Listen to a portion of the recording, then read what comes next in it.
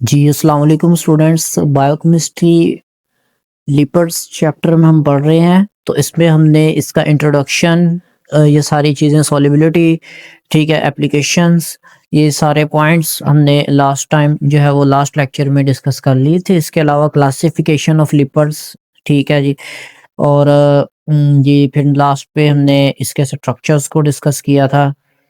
जी, इसके बाद जी इसकी अकरेंस को डिस्कस किया था हमने लास्ट लेक्चर में कि ये हमारे पास जो है वो इंसेक्ट्स में पाए जाते हैं, ह्यूमन सिक्रेशन में, और प्लांट्स वैक्सीज में पाई जाती हैं। जी आज पढ़ना है जी सब डिविजन्स। जी सब डिविजन्स में नंबर 1 पे है जी ग्लाइकोलिपिड्स, इसको कहते हैं जी ग्लाइकोस्फिंगोलिपिड्स। ठीक है, इसमें 3 कंपाउंड्स पाए जाते हैं, स्फिंगोजाइन, फैटी एसिड्स और मोनोसैकेराइड्स या फिर ओलिगोसैकेराइड्स। जी ठीक है, ये हमारे पास जो है वो कार्बोहाइड्रेट्स के टाइप्स हैं। एक जो है वो मोनोसैकेराइड में एक शुगर का यूनिट होता है, यानी कि मोनोसैकेराइड एक मॉलिक्यूल होता है शुगर का, इसमें 3 से लेकर 9 तक मॉलिक्यूल्स होते हैं ओलिगोसैकेराइड्स में। और स्फिंगोजाइन और फैटी एसिड्स हैं। फैटी एसिड्स हमने डिस्कस कर लिया था। फैटी एसिड्स कौन से होते हैं? Carboxylic acids. और स्फिंगोजाइन क्या है जी? 18 कार्बन अमाइनो अल्कोहल्स होते हैं, forms backbone of special class of lipids. ये स्पेशल क्लास ऑफ लिपिड्स की बैकबोन बनाते हैं। 18 कार्बन होते हैं इसमें, अमाइनो अल्कोहल 18 कार्बन वाली अमाइनो अल्कोहल्स होती है ये। जी इसमें जी सल्फोसाइड्स सबसे पहले जी। सल्फोसाइड्स में हमारे पास हैं जी स्फिंगोजाइन, फैटी एसिड्स, शुगर और सल्फेट ग्रुप होगा जी इसमें। ठीक है, सल्फेट ग्रुप होता है SO4 2-। ठीक है, बुक में आपके पास है जी फास्फेट ग्रुप, तो बुक में भी करेक्ट कर लीजिएगा, ये सल्फेट ग्रुप आएगा इसमें क्योंकि यहाँ जी सल्फोसाइड है। सल्फोसाइड का मतलब है सल्फेट ग्रुप, जिसमें S होगा सल्फर।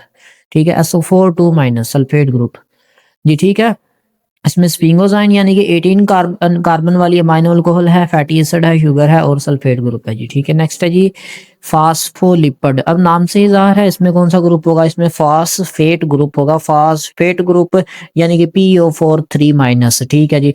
अब इसमें क्या जी, अल्कोहल हैं, फैटी एसिड्स हैं और फास्फोरिक एसिड लिखा है जी बुक में, तो फास्फोरिक एसिड भी बिल्कुल करेक्ट है, क्योंकि फास्फोरिक एसिड में फास्फेट ग्रुप मौजूद होता है जी। ठीक है, नेक्स्ट है जी नाइट्रोजनस बेसिस भी इसमें जो है वो शामिल होते हैं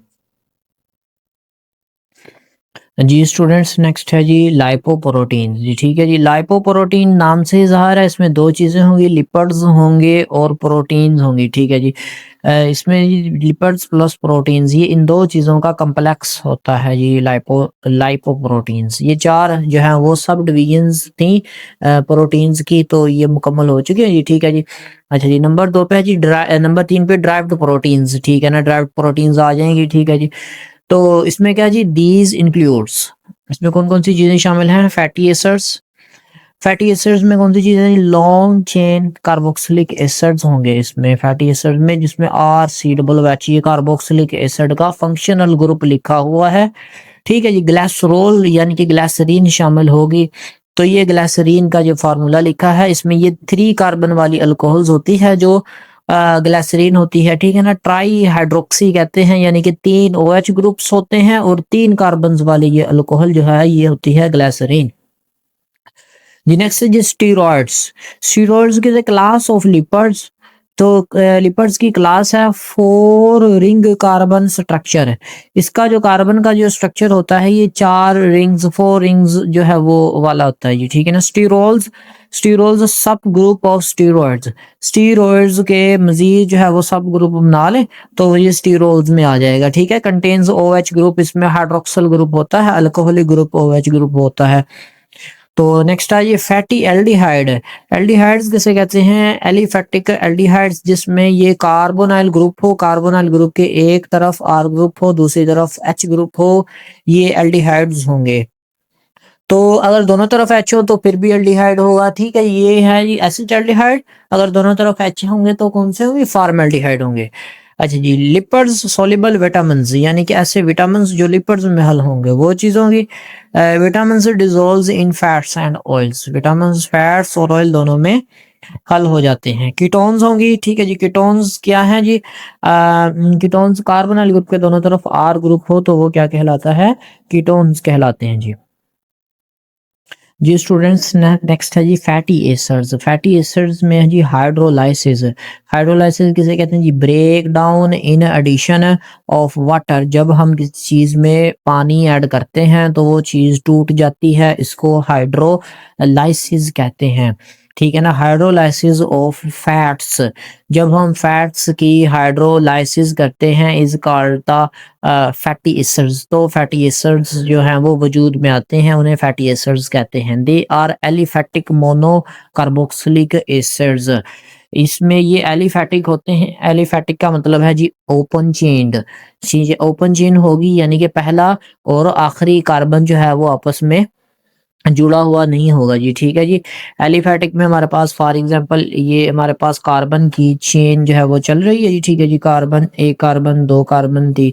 अब ये है कि ये ओपन चेन है, ये कार्बन इससे जुड़ा हुआ नहीं है। अगर तो ऐसे हो तो ये क्या होगा? ये देखें जी, कार्बन्स जो हैं ये आपस में जुड़े हुए हैं तो ये क्लोज्ड चेन कहलाएगा, ठीक है। ये है जी ओपन चेन। अब इसमें ओपन चेन में एक और किस्म आ जाएगी, ये इस तरह से यहाँ पे भी सी आ जाएगा, यहाँ पे भी सी आ जाएगा जी, ठीक है जी।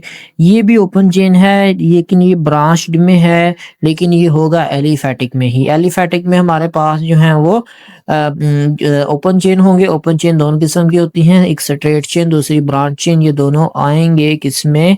ये दोनों आएंगे ये एलिफैटिक में ही आएंगे जी, एलिफैटिक में जी, ठीक हो गया। और ये किस में आएंगे? ये एरोमेटिक में आएंगे, ये जिसमें रिंग्स होंगी, ठीक है जी। क्लोज स्ट्रक्चर में आएंगे जी। जी स्टूडेंट्स, तो ये क्या हम स्टडी कर रहे हैं? इसमें they are aliphatic mono carboxylic acids. इसमें जी क्लासिफिकेशंस, क्लासिफिकेशंस में आ जाएंगे saturated fatty acids. Saturated fatty acids यानी कि ऐसे फैटी एसिड्स जिनमें कार्बन जो है वो सिंगल बॉन्ड्स के साथ जुड़ी हुई हो, सैचुरेटेड फैटी एसिड्स कहलाते हैं जी, ठीक है जी। यानी कि कार्बन जो है वो सिंगल बॉन्डेड हो। They do not contains double bonds, इसमें डबल बॉन्ड नहीं होता। एनिमल फैट्स जो है वो सैचुरेटेड होते हैं, बिल्कुल ठीक है जी। एनिमल फैट्स सैचुरेटेड होते हैं। सॉलिड एट रूम टेम्परेचर, ये जो है ये रूम टेम्परेचर के ऊपर क्या होते हैं? सॉलिड, सॉलिड फॉर्म में होते हैं। एग्जांपल है ब्यूटायरिक एसिड C3H7COOH, ठीक है। ये ब्यूटायरिक एसिड है जी।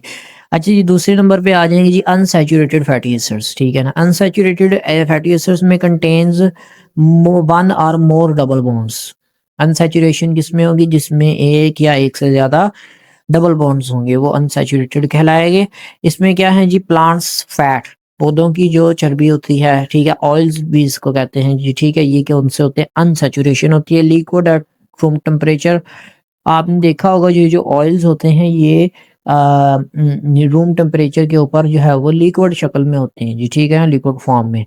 तो ये क्या है? ये अनसैचुरेटेड होते हैं जो ऑयल्स होते हैं जी, ठीक है जी।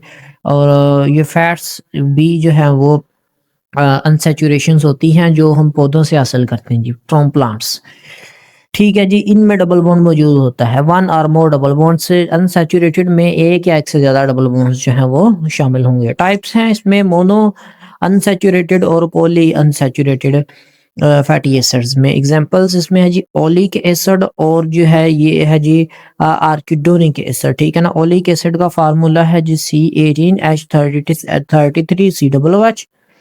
आर्किडोनिक एसिड का फार्मूला C19H31 एंड COOH। ये स्टूडेंट्स स्टेरॉइड्स हैं। स्टेरॉइड्स ये क्या होते हैं? नॉन स्पोनिफिएबल फ्रैक्शंस ऑफ लिपिड्स, यानी कि लिपिड्स की वो फ्रैक्शन जो कि स्पोनिफाई नहीं हुई उसको स्टेरॉइड्स कहते हैं, ठीक है ना। यानी कि लिपिड्स की वो फ्रैक्शंस जो कि स्पोनिफिकेशन में हिस्सा जिसने नहीं लिया उसको कहते हैं जी स्टेरॉइड्स जी, ठीक है जी। नेक्स्ट है जी स्टेरॉल्स। स्पोनिफिकेशन कहते हैं वो अमल जिस अमल से साबुन बनता है, ठीक है जी।